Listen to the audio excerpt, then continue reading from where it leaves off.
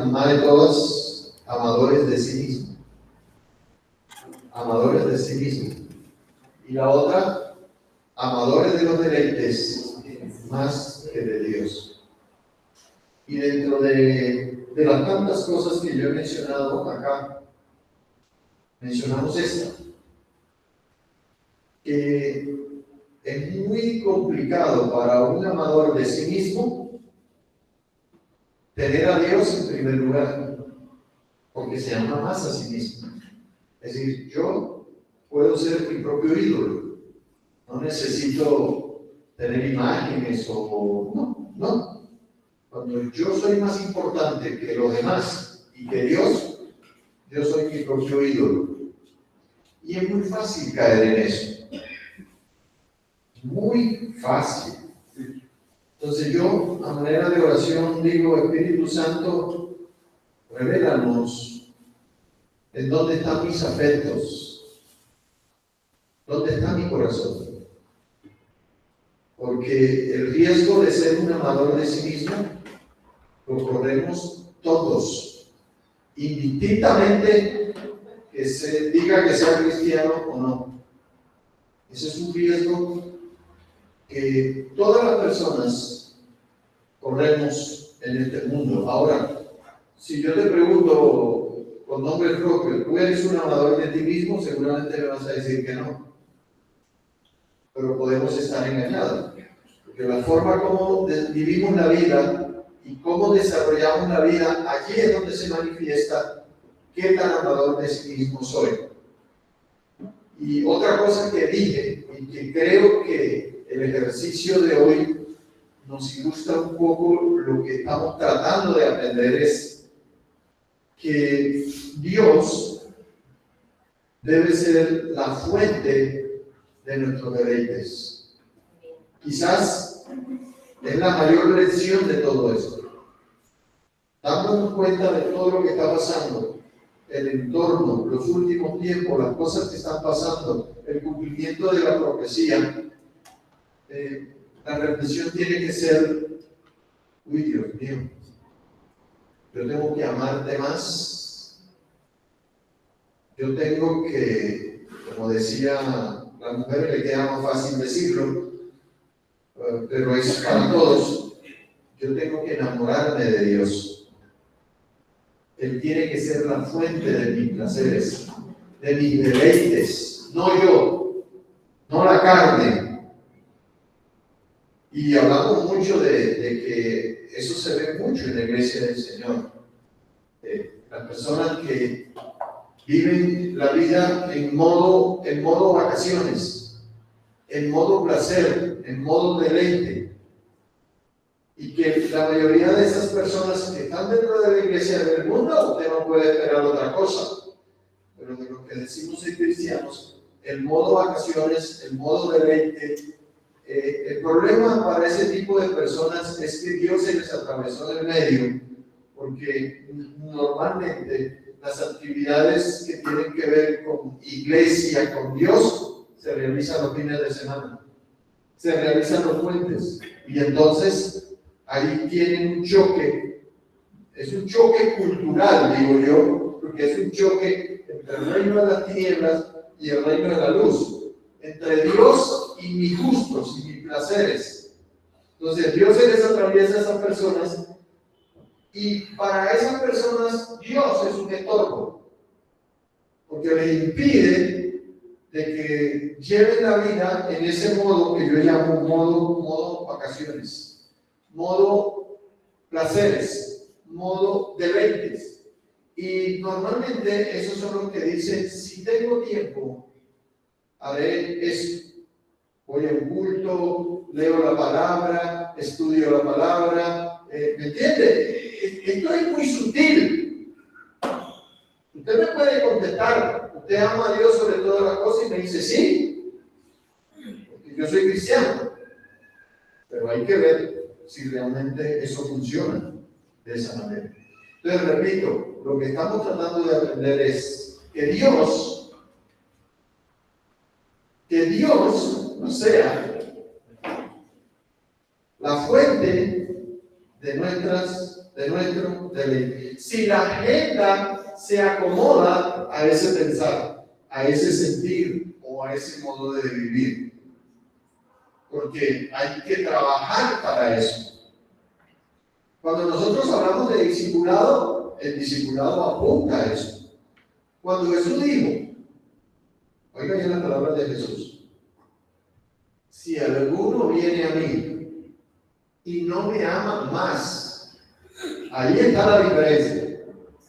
Si alguno viene a mí y no me ama más, y dio una lista que comienza por la familia, que ese es uno de los mayores tropiezos para los seres humanos, no para el cristiano, para todos los seres humanos. Y no me ama más. ¿Y por dónde comenzó? Padre, madre, hijos, esposa, hermanos, y terminó diciendo, y no me ama más que aún su propia vida. Los amadores de sí mismos, ese es el problema. Y aún su propia vida, si no me ama más que a tu papá, que a tu mamá, o que a su madre, o a su padre, o a su esposa, o a sus hijos. Miren que Jesús no está diciendo que no debamos amar a padre y madre. El mandamiento dice claramente, honrar padre y madre es amarlos. ¿De acuerdo? Pero él dijo, a mí me tienen que amar más. Y ustedes tienen que saber ese nivel, es indicativo, tienen que saberlo cada uno de ustedes. Si realmente en la práctica ustedes me aman más que a... Y bueno, y ahí entra el trabajo, ahí entran todo tipo de cosas, el equipo de sus afectos, ¿sí? Campeón. ¿Sí? Y entonces ahí empezamos a negociar las cosas de Dios por los placeres nuestros, lo que a mí me gusta. Ahí estamos. Y tenemos que recabar y tenemos que hacerle, porque este último tiempo es el tiempo en donde Dios también está definiendo dentro de su iglesia quiénes son y quiénes no son, quién es lobo, quién es oveja, quién es discípulo, quién es creyente solamente o quién es un fans de Jesús, porque Jesús tiene muchos fans. Pero Jesús no está buscando ni fans, ni seguidores, Él está buscando discípulos. Amén. Discípulos. Dios está buscando hijos, no simpatizantes, no personas que dicen una cosa, porque dice ahí también dentro de la característica que tendrán apariencia de piedad, pero negarán la eficacia de ella. Pero vamos a manera de repaso y apuntarán algunas cositas para las próximas, porque yo no tengo ningún inconveniente en seguir otro domingo si el Señor lo permite. Esto es importantísimo, hermano. Es el último tiempo. Ese cielo abierto indica que el Señor va a venir pronto. ¿Esa es la promesa o no? Amén. La promesa está abierta desde hace siglos. Y el Señor vendrá en el momento, como dice la palabra, en el momento en que menos lo esperen. Como ladrón en la noche. Y utiliza ejemplo, como ladrón en la noche. Que no se sabe. Porque si tú supieras a qué hora va a llegar el ladrón, pues esperas detrás de la puerta con la tranca.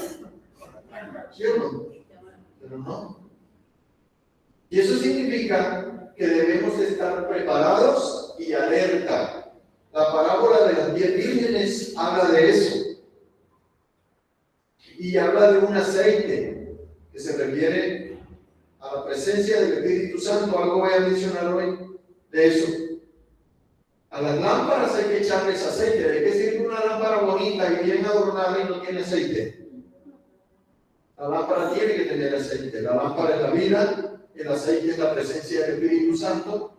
Y ahí el Señor, cuando el Señor apareció, les midió el aceite a las 5 insensatas, que eran 10 vírgenes, 5 sensatas y 5 insensata. Todo indica que no basta con tener aceite, hay que tener una cierta medida, que es la que a Cristo le basta para decirle: tú entras a las bodas del Cordero. Las insensatas tenían aceite, pero no les alcanzó para cuando se oyó el clamor: vengan a la boda, las bodas del Cordero. ¿Se acuerdan? Arturo, hay una cosa que me llama la atención. Es decir, no basta con tener aceite, ¿no? El aceite puede tenerlo completamente lleno la batería, pero el que prende ese aceite es el Espíritu Santo. El Dios de la batería. Sí, si no tiene esa cosa, pues, ¿qué le saca por tener todo el aceite reserva si no lo tiene encendido? O, como dicen por aquí popularmente, los de los talleres tienen aceite chiviao. Pues, aceite chiviao. No tienen el aceite de vino. Yo me refiero al aceite que la Biblia menciona como el Espíritu Santo, ¿no? Y el Espíritu Santo como persona, no como una cosa, como dicen los testigos de Jehová, que el Espíritu Santo es una fuerza, una cosa. No, el Espíritu Santo como persona que guía, que nos lleva en la vida, que es el que nos permite a nosotros atravesar este mar, diciéndolo poéticamente, pasar este mar y llegar a la eternidad con Dios. Tengo algunas preguntas, ¿no? Para poder, con base a esto, la carta a Timoteo, 2 Timoteo capítulo 3, el apóstol Pablo proféticamente escribiéndole a Timoteo y advirtiéndole además, es simplemente a manera de recorderis. 3 dice: carácter, conducta de los hombres en los postreros días. Carácter. Oiga bien, el carácter se forma, se aprende. Los hábitos se aprenden. Los hombres de los últimos tiempos, alguien se lo escuché decir, serán hombres con carácter podrido. Es un término un poco fuerte, pero define muy bien. También debes saber esto. Ahí es donde yo digo: Espíritu Santo, ilumínanos, revélanos esto. Vendrán tiempos. ¿Están leyendo o están dormidos? ¿Tiempos qué? Peligrosos. Oiga bien. Peligrosos. Nada buenos. Y dice: ¿por qué son peligrosos? Por la clase de gente que viviría en este tiempo. Hombres amadores de sí mismos, avaros, gloriosos, siga conmigo, soberbios, blasfemos, desobedientes a los padres, ingratos, impíos, sin afecto natural, intracables, calumniadores, intemperantes, crueles, ya hablamos de esto mañana, ¿no? Aborrecedores de lo bueno, traidores, o sea, no tienen ni 5, los hombres de los últimos tiempos no le dan confianza ni a la mujer, menos a Dios. Amadores de los deleites más que de Dios, y aquí está la falsa religiosidad, que tendrán apariencia de piedad, pero negarán la eficacia de eso. ¿Qué hay que hacer con ellos? Matarlos a trompadas con ellos, ametrallarlos. ¿Qué hacer? Evitarlos. Son tan peligrosos que lo mejor que hay que hacer es evitarlos. No argumenten con ellos, porque esta gente con estas características, con estas virtudes, es la gente que mejores argumentos tiene para rebatir la fe. Equivocados, pero son es la fuerza de los argumentos. Es gente que sabe discutir, porque también es gente preparada, gente PH, con títulos, con dinero, con fama. Es gente preparada, escúcheme bien. No son personas que no saben, no son iletrados, no.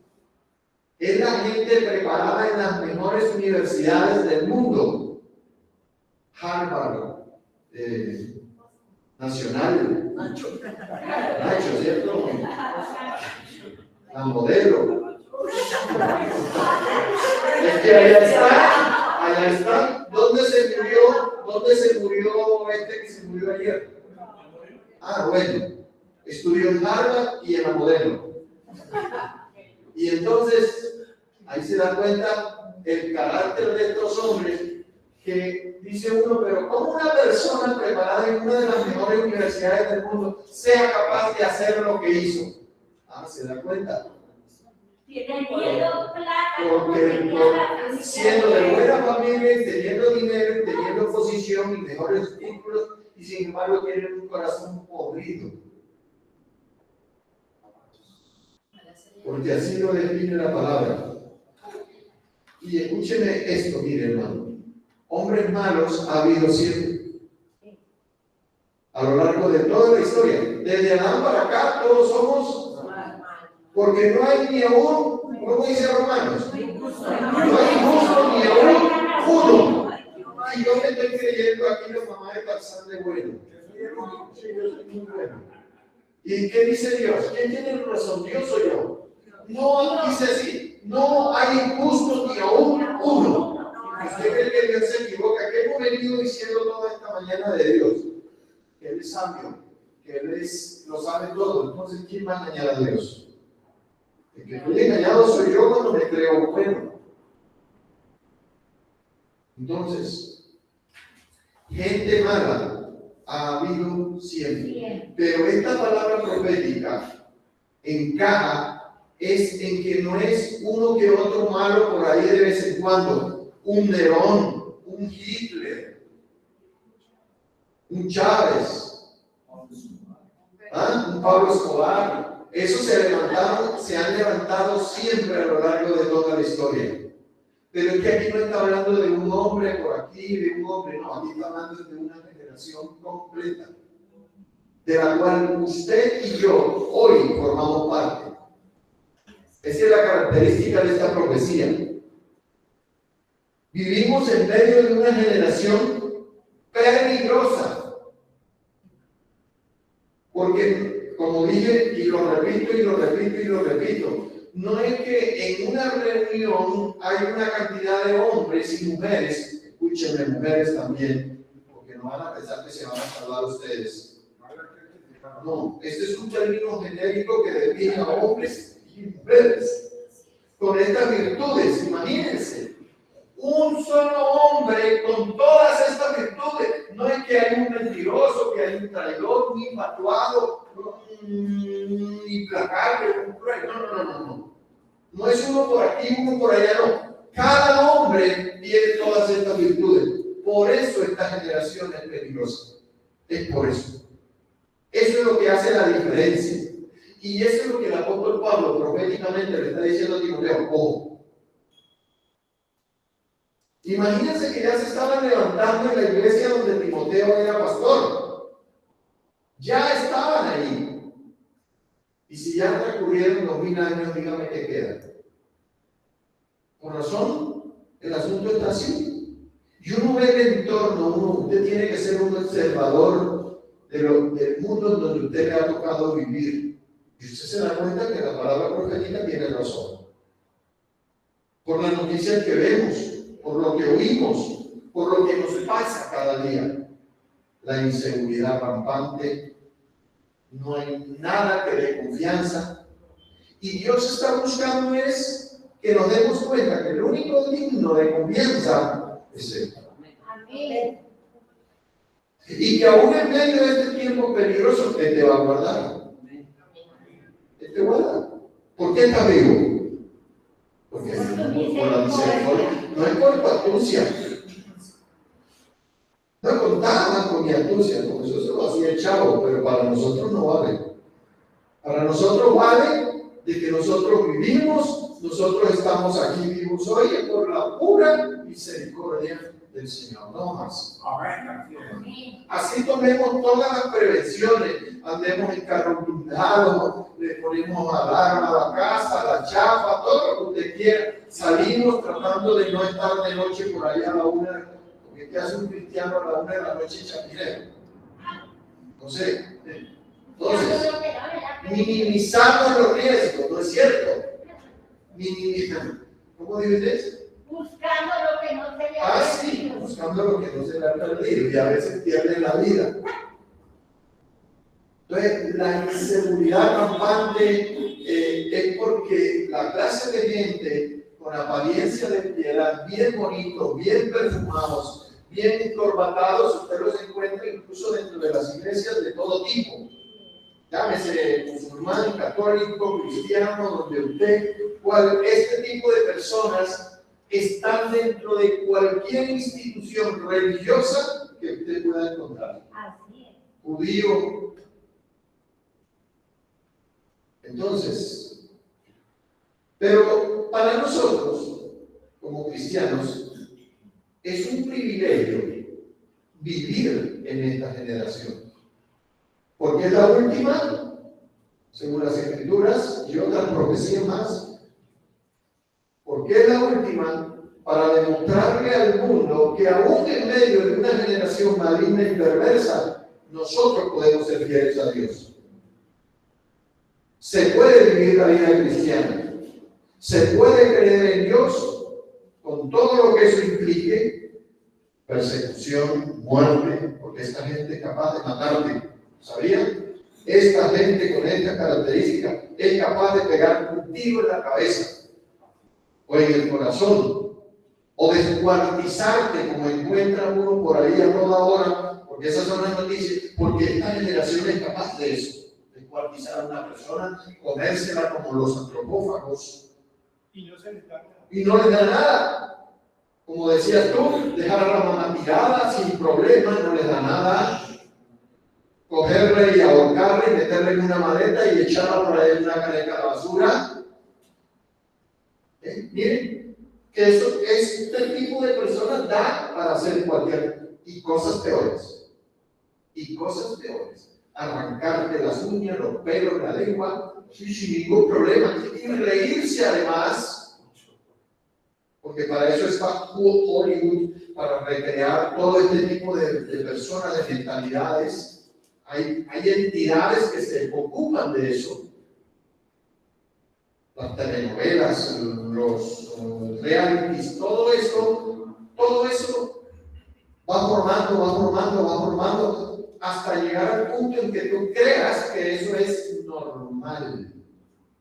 Para ellos la palabra es normal. Es normal que le pegue un tiro y la mates si la traicionó o lo engañó con uno, o con la otra, o con el otro. Usted le des un tiro, cabrón. Ya está.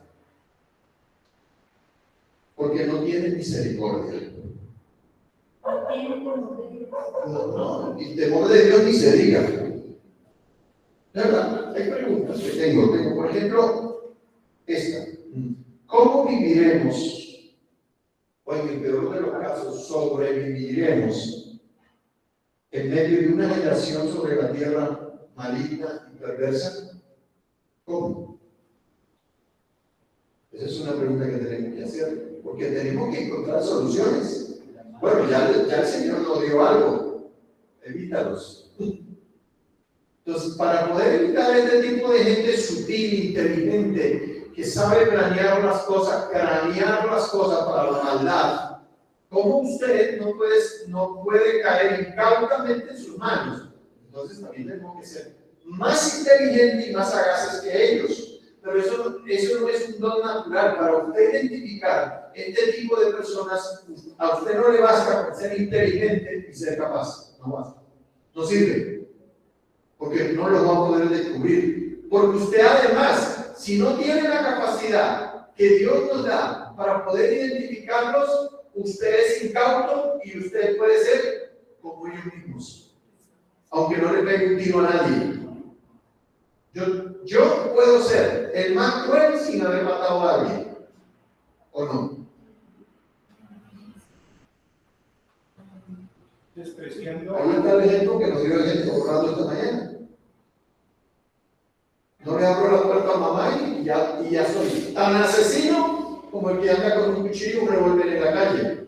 Entonces, a veces nosotros, por no tener discernimiento, que esa es la palabra, y es un don del Espíritu Santo, si usted no tiene ese discernimiento, usted no va a poder identificar a un lobo de estos, un lobo rapaz o un león de estos, que sencillamente está buscando de su propio bienestar, su propio placer, porque muchos disfrutan matar. Y en la Biblia, para matar, no necesitamos andar con una M60 echándole tiro a todo el mundo. ¿Sabe qué dice la Biblia para que nosotros seamos asesinos? Ahí dice la Juan. No amando al hermano. Si no amamos a nuestros hermanos, somos homicidas. Así es. ¿Ve? Tan sencillo. Y es un asunto teológico. Dice que si lo llaman fato, ¿Ah? llamándolo fato. Incluso cuando llamamos estúpido a alguien o idiota, dice que ya somos candidatos para el infierno. ¿O no? Ahí lo dijo el Señor Jesús. A veces nosotros somos muy livianos, muy ligeros. Pero entonces, ¿cómo vamos a vivir y cómo vamos a sobrevivir, en el peor de los casos, en medio de una generación con estas características? ¿O qué necesitamos para vivir y sobre todo para salir victoriosos en medio de una generación que las Escrituras llaman maligna y perversa? Jesús usó esas palabras. Generación maligna y perversa. Y se la atribuyó a su generación en su tiempo. Si las cosas han ido degenerando a lo largo de los siglos, ¿qué podemos esperar de la última generación? Antes que Él venga en las nubes del cielo. ¿Qué hacer? Porque hay una pregunta que ya quiero que la busquen en la Biblia, por favor, que el Señor hizo. En Lucas 18:18. Lucas, Evangelio de San Lucas, 18:18. Ahí hay una pregunta.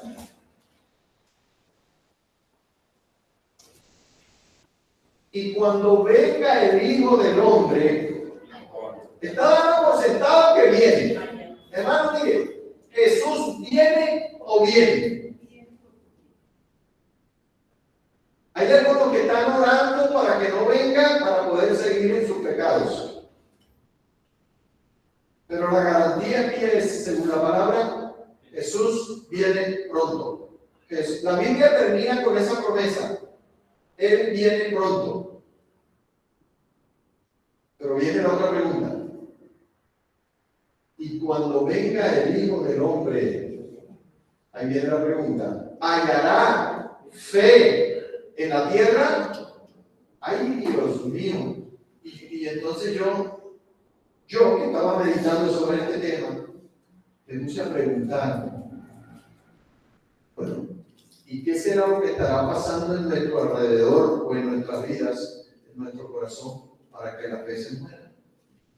Pues mire en medio de qué nos toca vivir. Gente atea, dice aquí, blasfemos, ahí está esa característica. En otra parte habla de apostasía, y por haberse multiplicado la maldad de muchos, así dice también la Escritura, gente que argumenta contra Dios,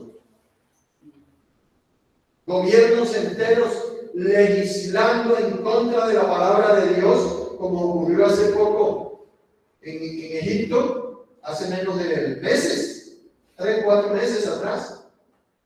¿Se acuerdan que les contaba? Y ahí están los videos, el tipo que rompió la ley, tipificando la ley Moisés, diciendo, esto no sirvió para nada a los hombres, aquí está la nueva ley, preparándose para el anticristo. Porque el anticristo viene a ser la personificación del mal. Y Él va a gobernar una generación de hombres que tienen las mismas características que Él, anticristo. Así que no se extrañe de lo que está pasando. Si Cristo viene, el primero que viene antes que Cristo es el anticristo. Y entonces el mundo se está acomodando, las naciones se están acomodando para llegar a la conclusión, como nadie brinda seguridad, Petro brinda seguridad, No, desde el lado de la izquierda brinda seguridad, el presidente de arriba brinda seguridad, cuando cada vez legislan más en contra de la palabra de Dios, cada vez más apoyan la agenda gay, el aborto, la eutanasia, el asesinato asistido, llámelo como quieran, o el homicidio asistido. Cuando cada vez más legislan y echan a las espaldas la palabra de Dios, digo, pregunto, ¿será buena esa generación? Una generación que se aparta de Dios siempre será maligna y perversa. Así es. Siempre lo será. ¿Y por qué odian a Dios? Ya lo dijimos aquí. Porque Dios pone límites. Porque Dios da órdenes. Porque Dios tiene absolutos. Dios no es relativo. Las cosas de Dios son para siempre.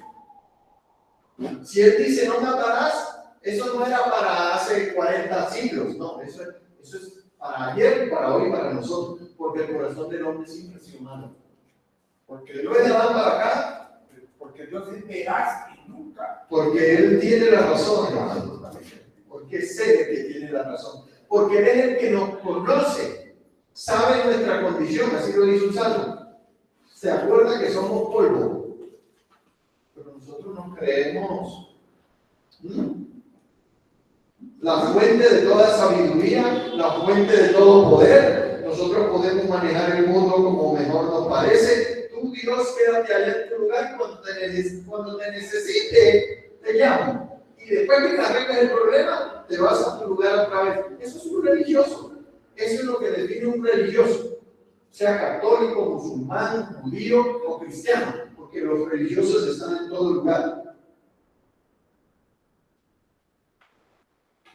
Y cuando venga el Hijo del Hombre, hallará fe en la tierra. Entonces, encontremos cuáles son los elementos matafe. Y resulta que aquí nos encontramos un entorno de una sociedad, no de Colombia. Hay sociedades que se degeneran más rápidamente que otras. Yo le digo, por ejemplo, hay países que se han demorado para aprobar la agenda gay, para aprobar el aborto y la eutanasia. Nosotros los aprobamos todos en un año. Todos en un año.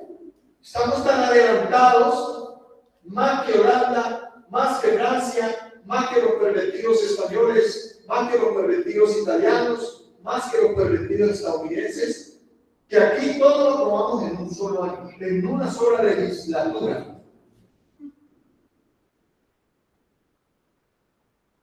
Y oiga bien, un gobierno que se va en contra de Dios de esa manera terrible, lo único que le espera son juicios de Dios. Juicios de Dios. No importa cuánto tiempo nos demoremos en aprobar todas estas porquerías. No importa. Igual Dios es justo. Él nunca va a dejar de honrar su palabra. Él siempre tendrá la razón. Y si nos vamos contra Dios, pregunto, muéstrame uno que le ha ganado a Dios. Uno. Muéstrame uno. Es cuestión de tiempo.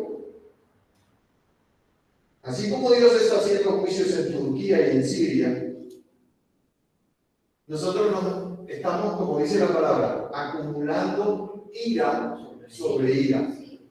Eso es lo que estamos haciendo. Y como dice también la palabra, por la misericordia de Dios no hemos sido consumidos. Pero ganas que tiene Dios, es probable que por la oración de la iglesia no haya ocurrido. Pero estamos al borde. Y no le falta razón. No nos falta mucho. No nos falta mucho. Hermano, entonces mire el entorno. en donde, es decir, la generación que nos ha tocado vivir a nosotros, el privilegio primero de vivir en esta generación, porque se puede dar testimonio que con Dios se puede. Eso es muy lindo, ¿de acuerdo? O también el otro privilegio que yo digo que es que esta generación puede ser la que tenga el privilegio de ver a Jesús volver en las nubes del cielo. Y eso significaría que no moriríamos. Vaya que es un privilegio, ¿no? El miedo que se le tiene a la muerte, todos, hasta cristianos sabiendo que son salvos, a la muerte. Pregúntenle a los doctores de acá, ¿por qué va la gente tanto al médico? Porque nadie le quiere morir, excepto que esté loco, ¿cierto, hermano? Que tenga algún trastorno ahí todo raro. A todos nos gusta la vida y debemos amar la vida, eso sí se los digo, debemos amar la vida. Enfermos o no, amar la vida, porque la vida es un don de Dios. El cuerpo es una bendición de Dios. Ya lo vimos esta mañana. Él es nuestro creador. Por eso es que el homicidio y el suicidio no debemos ni pensarlo. Un cristiano no debe ni pensar así. Ojalá me muriera.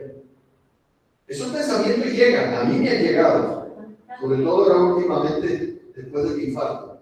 Nos han llegado esos pensamientos. Qué fastidio tener que, ahora que me toca ir cada rato al médico y hacerme exámenes de esto y de lo otro, me provoca decir, qué fastidio. No. Digo, Señor, no. Yo veo los exámenes y me aparecen cosas y yo digo, no. Y es ocasión para orar y pedirle al Señor misericordia. Sabemos que somos frágiles. Eso nos demuestra que somos frágiles. Que dependemos de Dios.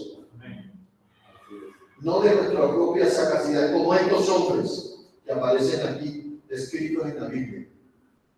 Entonces, hermanos, ¿cómo sobreviviremos a una generación maligna y perversa? A una generación que puede matarnos en la fe. Todo esto, amadores de sí mismo, amadores de los placeres, esos son los elementos mata-fe.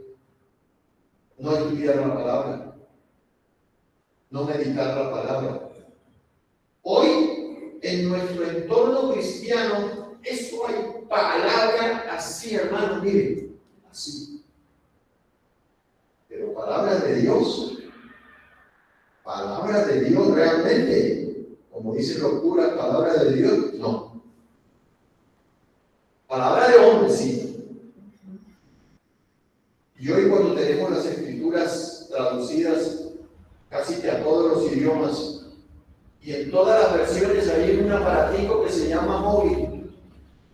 ¿Sí? Este texto, y cuando venga el Hijo del Hombre hallará en la tierra, si usted le chusa ahí en el computadorcito ese, y usted dice, bueno, quiero ver qué dice la versión latina, y te dice qué significa la misma palabra. Y a veces hay unas versiones que sencillamente le da más luz que otras.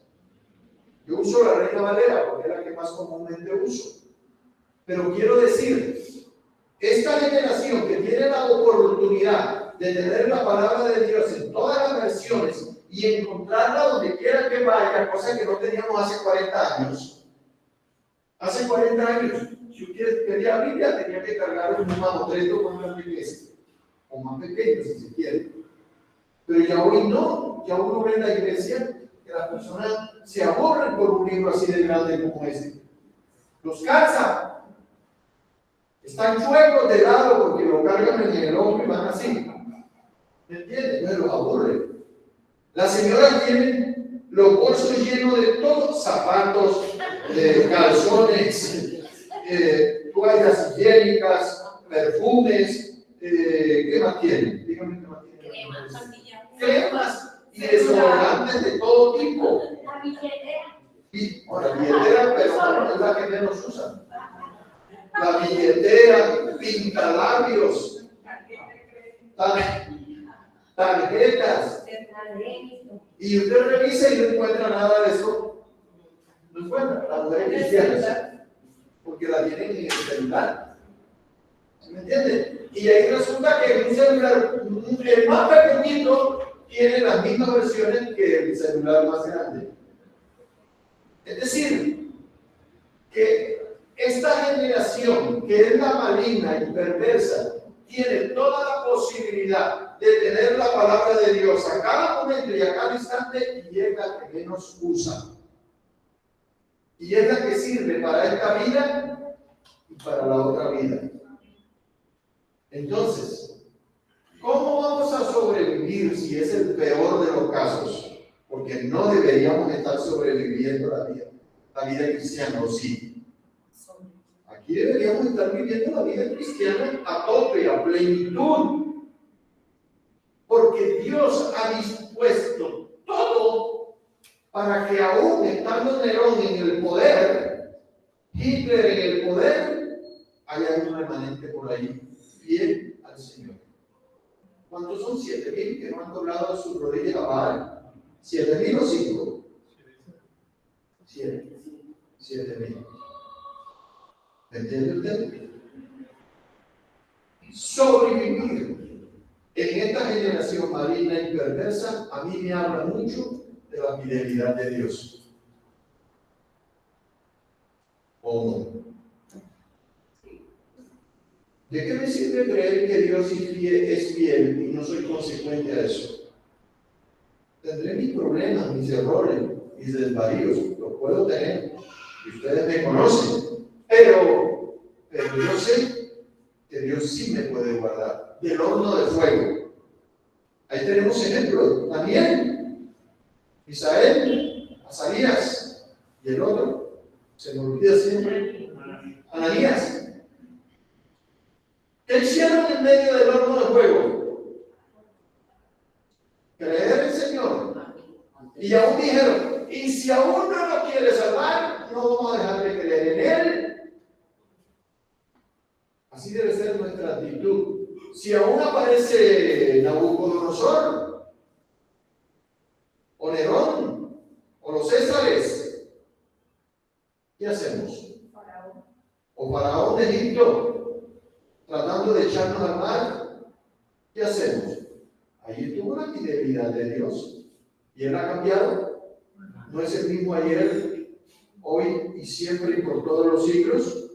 Los que hemos cambiado somos nosotros, pero Él no cambia.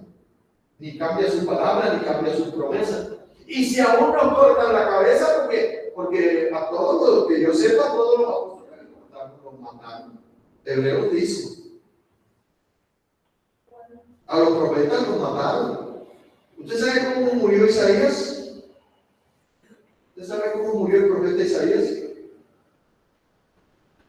Hebreos habla de que algunos fueron aserrados, ¿no es cierto? Isaías fue uno de ellos. Manasés, un rey israelita, lo colgó una sierra por la mitad y lo partió en dos.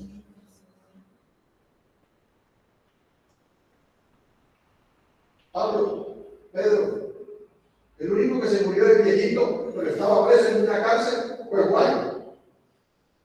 Pero todos, o sea, la fidelidad de Dios no significa que a mí no me va a pasar nada. Más bien, por ser fiel a Dios me puede pasar cualquier cosa. Eso es diferente. Esteban, se puede decir que bueno, después de Jesús, el primer mártir de la iglesia fue Esteban.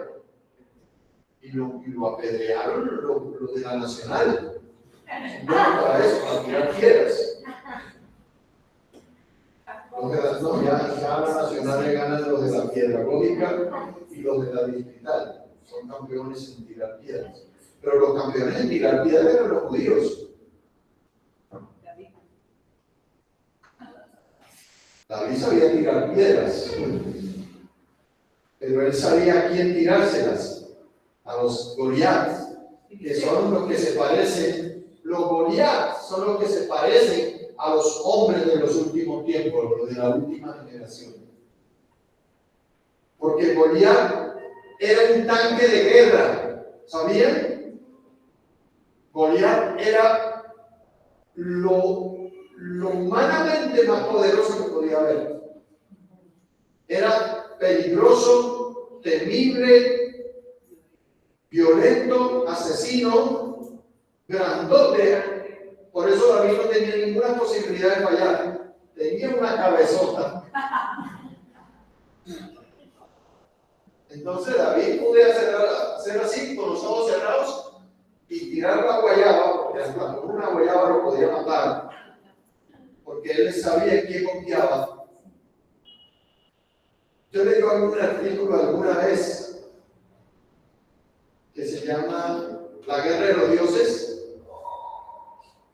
la batalla de los dioses.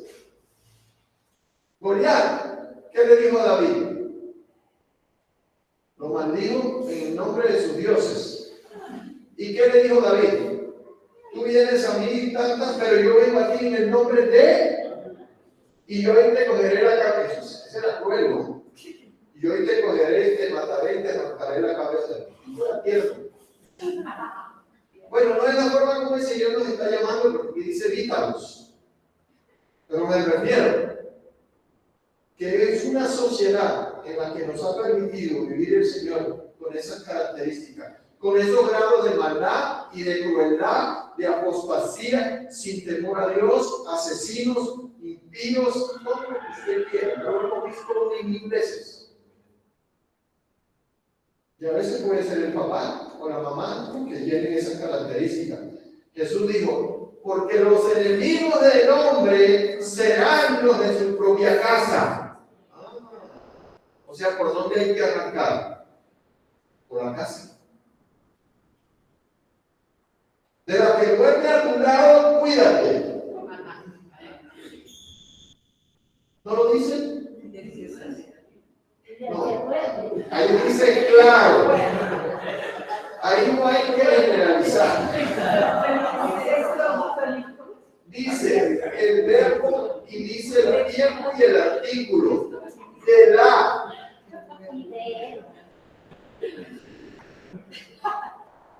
O sea que la peligrosa es la señora, ¿no es cierto? ¿Cierto, Martín? Voy a aclarar eso. Tengo que actualizar esto. Yo le escribí en mi Biblia está escrito ese versículo. No lo vayamos a interpretar así como yo lo estoy interpretando. ¿Sabe qué significa eso? No confíes en nadie excepto en el Señor.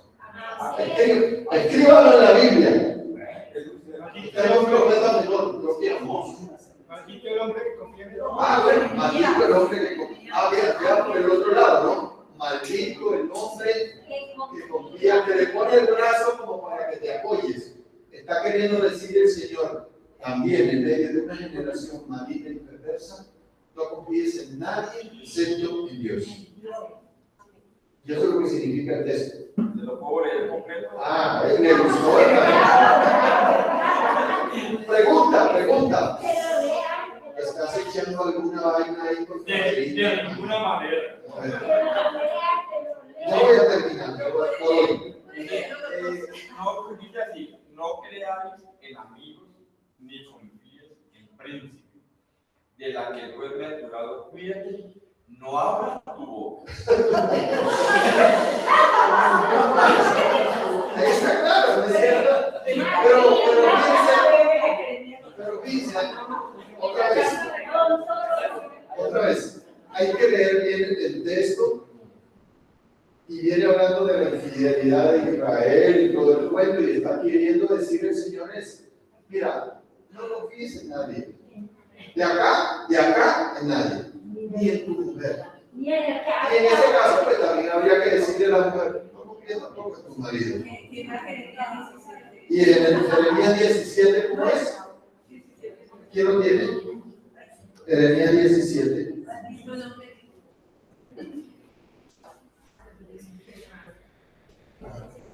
Miren, ¿qué hora es? 12:26. Vamos ya, por hoy. Le voy a dar la respuesta. ¿Cómo viviremos o sobreviviremos? Todo generación maligna y perversa, o aún no habiendo generación maligna y perversa, viviendo la vida normal. ¿Cómo? La respuesta es una sola, y es esta. A ver si me cuadra. Llenura del Espíritu Santo. Amén. Habría que investigar. Tenemos que investigar un poquito qué significa eso. Porque hay sinónimos: llenura del Espíritu Santo, ser guiados.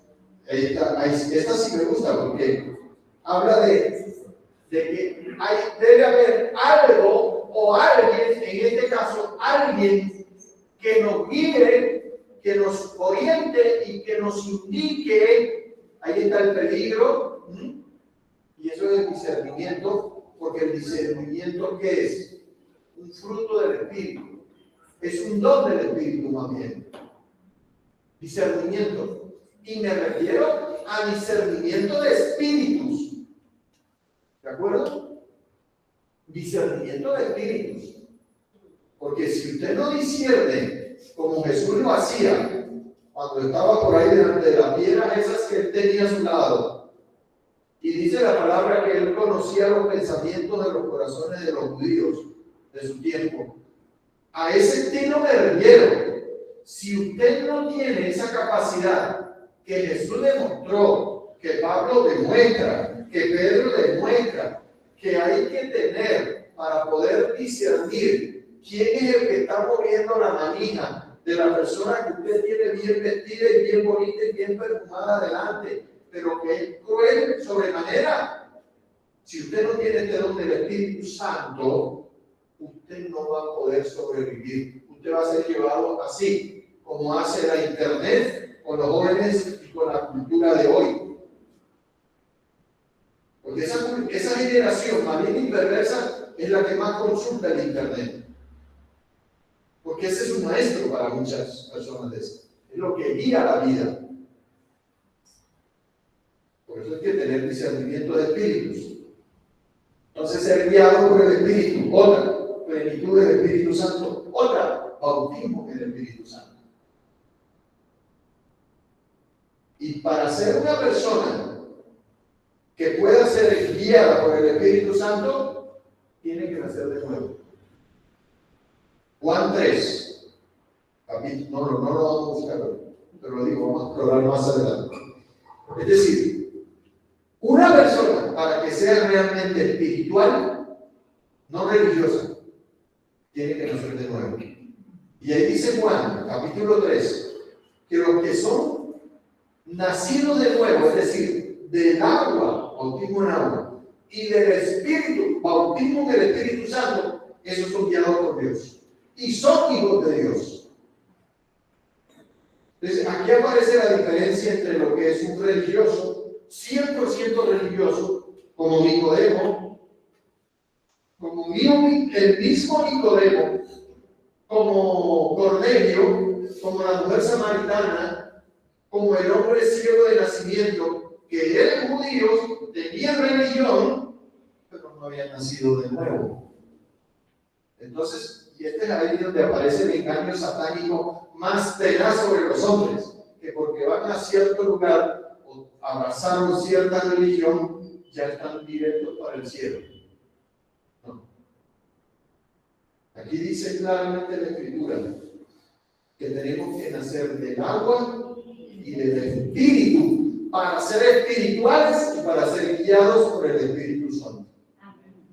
Hace esa diferencia también. Y eso diferencia entre salvo y no salvo, entre infierno y cielo, entre Dios y el diablo. Entonces aquí hay que revisar fe, hay que revisar arrepentimiento, hay que revisar conversión y hay que revisar condición para saber primero si somos salvos y si podemos apelar a la ayuda del Espíritu Santo, porque el Espíritu Santo no es para todos.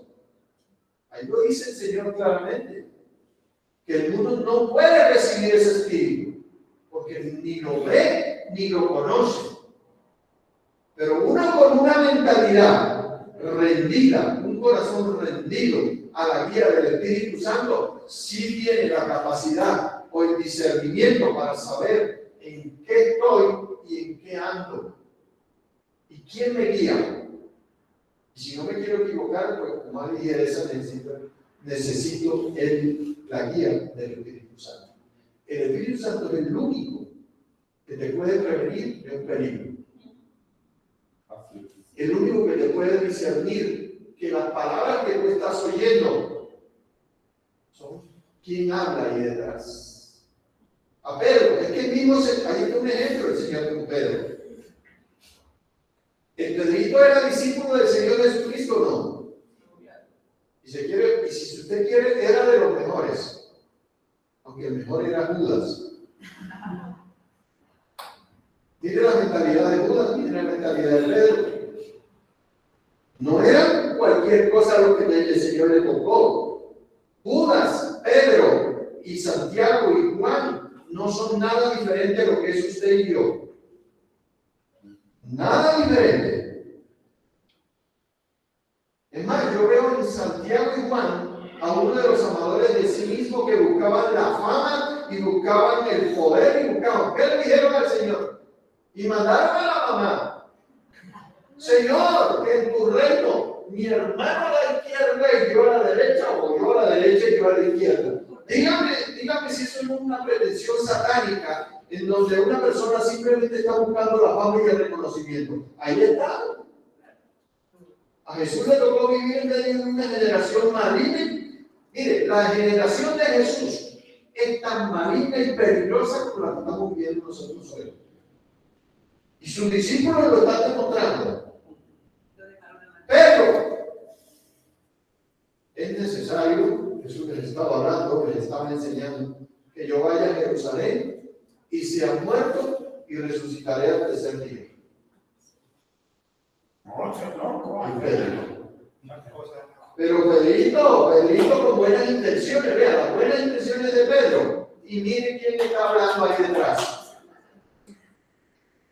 Pero engañó a Jesús. Lo pudo sacar de la voluntad de Dios, porque Jesús lo que dice hablando de discernimiento. Ustedes son más capaces que yo. ¿Qué fue el discernimiento que le aplicó Jesús? Ese no era Pedro el que estaba hablando. Había alguien detrás de la palabra de Pedro que estaba guiando la mente y la lengüita de Pedro, que se parece a la tuya y a la mía, tratando de sacar a Jesús del propósito de Dios. Lo hizo en la tentación y lo estaba haciendo aquí con Pedro. Porque si el Señor hubiese atendido a lo que Pedro le estaba diciendo, hubiera desistido de la cruz. ¿Sabían eso? Porque esa era la intención de Pedro. Es como queriendo decirle, ten misericordia contigo, mi hijo. No te vayas a suicidar allá en la cruz, por favor. Y el Señor dijo, este como que quiere irse al infierno. Sí, porque si yo no voy a la cruz, ese no se salva. ¿De qué sirve tener discípulos que se van a ir al infierno, hermano? Entonces el Señor inmediatamente le aplicó el don del Espíritu que se llama discernimiento. Identificó la voz de Pedro, pero más que la voz de Pedro, ¿quién era el que le estaba dando cuerda a Pedro? Y se dio cuenta el Señor que era Jesús, el diablo, que lo quería sacar de la voluntad de Dios. Y es que Pedro, después de que alabó al Señor, dice, tú eres el Dios. Sí. Pedrito le parece a ti y a mí. Y el Señor le dijo, otro pelado. Y posteriormente le dice, Señor, ¿cómo vas a dedicarte? El espiritual de Pedro, que supo hacer eso allá en el monte de la transfiguración, aquí está siendo instrumento del diablo. Así somos nosotros, somos tan débiles que podemos poder en cualquier momento alabar al Señor, pero después no. ¿Débiles? Bocón. Exacto, no. Porque Pedro hablaba primero. Pedro me parece a mí. A Para salvarlos a ustedes. Pedro era el primero, hablaba y después pensaba. Sí, señor. Y eso hace que seamos presa del enemigo. Porque no aplicamos la prudencia, no aplicamos la sabiduría, otros dones del Espíritu, ¿no es cierto? Entonces, hermanos, la idea es esta: prevenirlos de que sí, el Señor está al borde, como en los días de Noé, como en los días de Lot. Esta gente peligrosa está ocupada, es en los placeres de la vida, distraída, modo vacaciones, etcétera, etcétera, etcétera. Pero el Señor dijo: cuando menos me estén esperando, ahí yo voy a aparecer. Y allá aparecerán las excusas. Pero Señor, fue que mi mujer, el marido, los hijos, el trabajo, el estudio, esto, lo otro, por aquí, las excusas, es que el mal de ese, es que yo no sabía, fue que ¿qué? Yo te pregunto hoy, ¿cuántos años de vida tiene usted?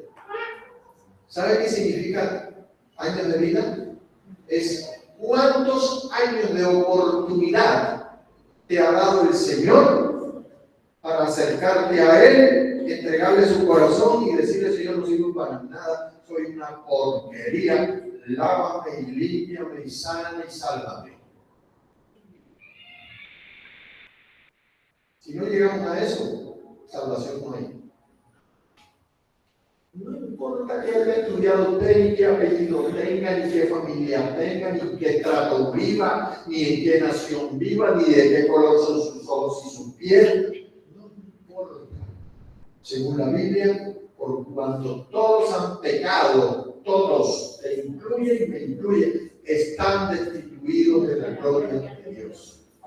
Entonces, esto también es para decir, y así termine, también cómo predicamos el Evangelio en medio de una generación maligna, porque oportunidades sí hay, ¿o no? Dios es misericordioso, sí. Yo lo creo, yo lo respondo yo mismo porque estoy seguro de eso.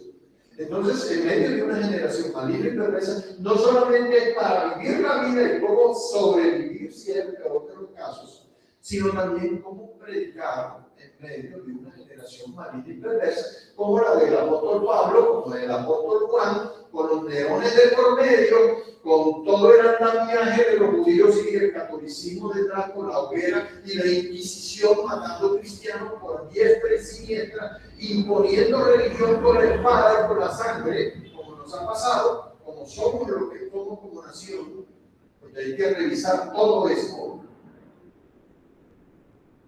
¿Somos cristianos por imposición o por condición? Porque aquí llegaron los españoles con la cruz y con la espada. ¿Crees en esta? O si no, te aplicamos esta. Y los judíos eran buenos para eso. Ya lo dijimos. Hasta Jesús lo mataron por eso. Entonces, la generación asesina, que fue la peor generación, por eso cuando usted mira la historia y se da cuenta de lo que pasó con Jerusalén y con los judíos en el año 70 después de Cristo, usted se va a dar cuenta por qué les pasó eso. Hacía 40 años atrás habían matado, como les dijo Pedro, al autor de la salvación, se llama Jesús. Entonces fíjense, en medio de una generación. Ahora, ¿usted cree que Pedro, que habían pasado apenas unos días desde que ocurrió la muerte y la crucifixión de Jesús, a Jesús lo mataron? Y Jesús no se hizo el muerto, porque es que yo he escuchado ahora los famosos burladores que aparecen aquí, los famosos burladores, es que como él era el hijo de Dios, entonces él se hizo el muerto. Hermano, ¿usted todavía cree ese cuento chino de que Jesús se hizo el muerto? ¿Usted cree que Satanás no se iba a asegurar de que estuviera bien muerto? Y la prueba es que cuando él dijo, consumado es, en tu mano encomiendo mi espíritu, y hizo así, ahí no se estaba bien haciendo el muerto, se murió. Y el soldado romano, que ellos sabían muy bien lo que es aplicar la pena capital, porque Jesús fue sentenciado a muerte ¿por qué lo mataron? Porque decían que era el Hijo de Dios. Esa fue la sentencia. Temible. Jesús Nazareno, rey de los judíos. ¿Usted cree que eso fue una burla? Sí. Y Pilato lo puso a manera de burla, pero dijo la verdad. Porque él murió como rey. Nació como rey, vivió como rey, murió como rey, resucitó como rey y viene como rey. No cambia. Entonces, hermano, perdón, para terminar la idea, él no se hizo el muerto, lo mataron y el soldado romano le atravesó con una lanza de lado al lado y del lado del corazón para asegurarse que estuviera bien. Él no fue a hacerle costillas, él hizo la lanzada. No, hermano, fíjense. Entonces, ahí está. Eso es lo que a usted le toca vivir ahora, enfrentar este mundo cruel y perverso, pero con la ayuda del Señor, vamos a Canaán.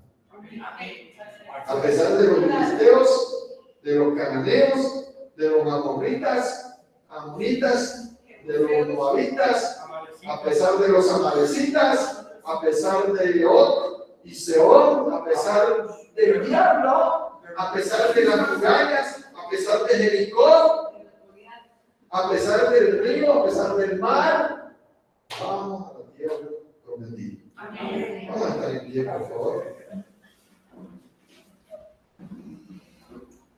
Y digo, Jesucristo es el mismo ayer, hoy y siempre.